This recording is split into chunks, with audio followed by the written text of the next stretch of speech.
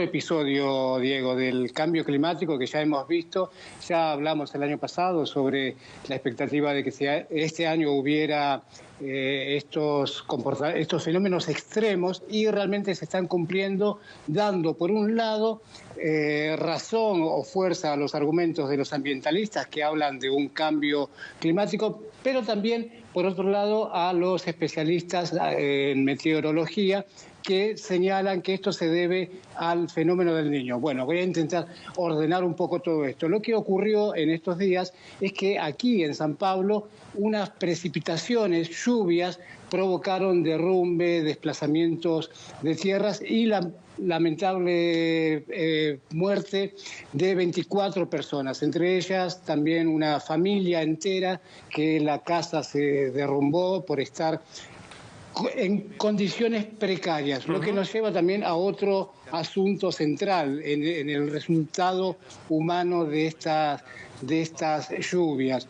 Tenemos que recordar que el mes pasado un caso parecido ocurrió en otro estado de Brasil, en Bahía, también con precipitaciones históricas, con consecuencias humanas también, también de infraestructura, y en Minas Gerais. Todo esto, entonces, como te decía, por un lado los especialistas en meteorología lo atribuyen a la ocurrencia del fenómeno La Niña, que ocurre cada 10 años aproximadamente, con este grado de intensidad de temperaturas extremas y comportamientos extremos. Recordarás que tuvimos una sequía el año pasado, una sequía como la que no se había visto en 91 años, también atribuible al mismo fenómeno, según los meteorologistas. Esto también indica que tenemos que esperar que en esta próxima semana las lluvias continúen y con bastante más intensidad en la zona sur del país, lo cual también nos lleva a alertar sobre las consecuencias humanas que pueda tener, y que de hecho aquí en San Pablo ya han sido trágicas por el fallecimiento de este número de personas, recordando también que en la anterior crisis fuerte, hace 10 años, 11 años, en 2011, en Río de Janeiro el número de víctimas llegó a 900.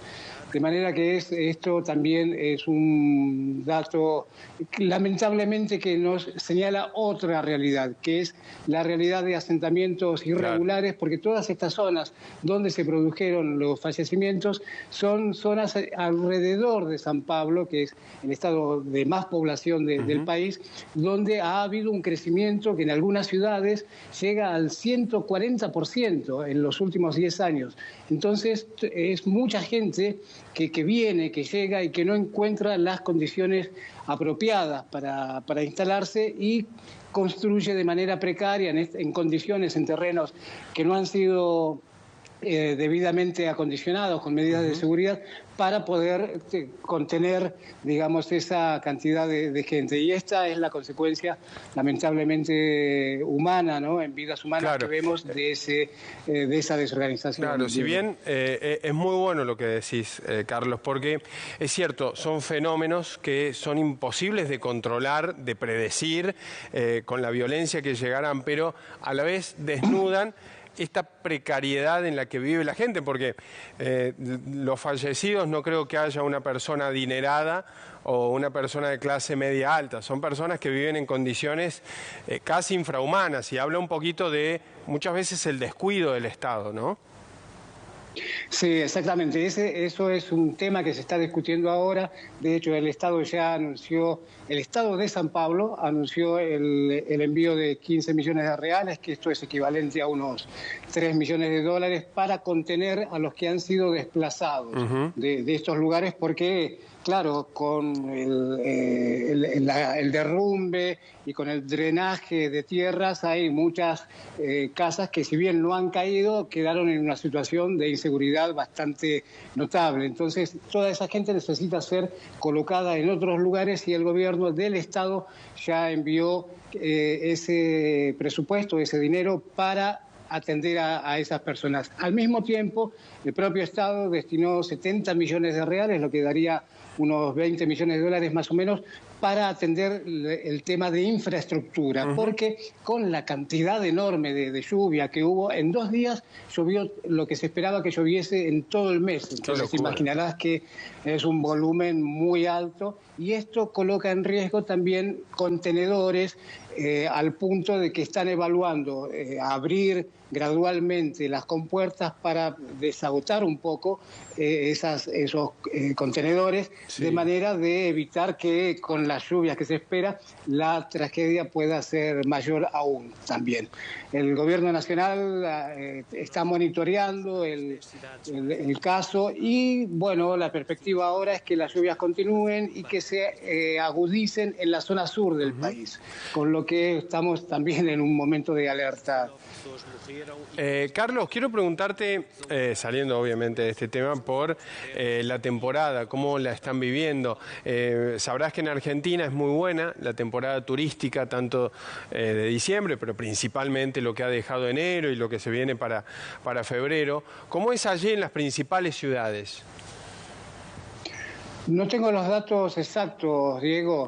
Lo que está eclipsando de alguna manera lo que sería la temporada habitual son los datos parciales del avance de Omicron, ¿no? Claro. Lo que sí ha habido, la última vez que hablamos, vimos la suspensión de las fiestas de calle del carnaval. Sí. Ahora se suspendieron los carnavales oficiales, digamos, en los lugares que supuestamente eran seguros, también se cancelaron.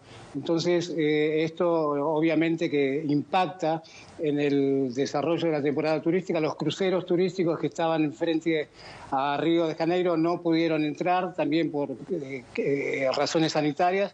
Entonces te diría que está bastante eclipsado por el tema del avance del Omicron, que sin embargo los últimos datos están indicando que hay como una suerte de enlentecimiento, que está disminuyendo, lo que de alguna manera es una buena noticia. Y combinado con el clima, solo recordar que hasta marzo es el periodo de lluvias en Brasil, tradicionalmente.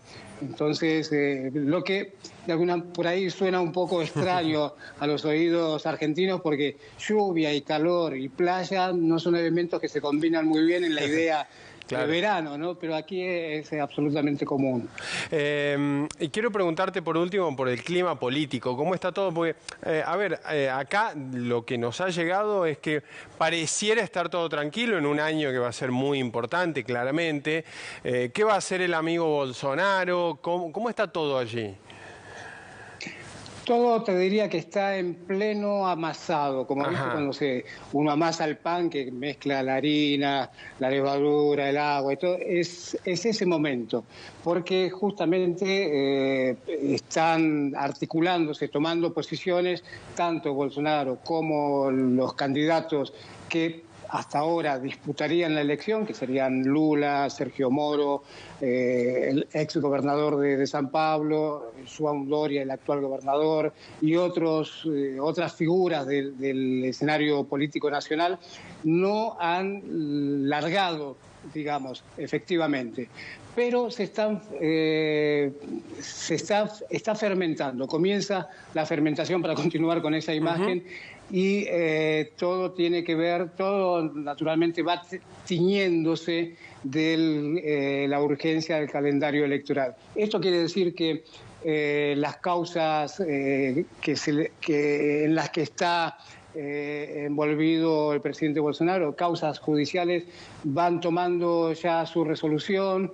Los demás candidatos hacen sus alianzas y es lo que tenemos por el momento, sin definiciones claras. ¿Te parece que estoy hablando de una manera así medio ambigua para justamente reflejar que está en ese momento? No hay una definición clara. Las encuestas continúan diciendo que si Lula se presentase hoy ganaría con un 44% de los votos, mientras que Bolsonaro no pasaría del 24%.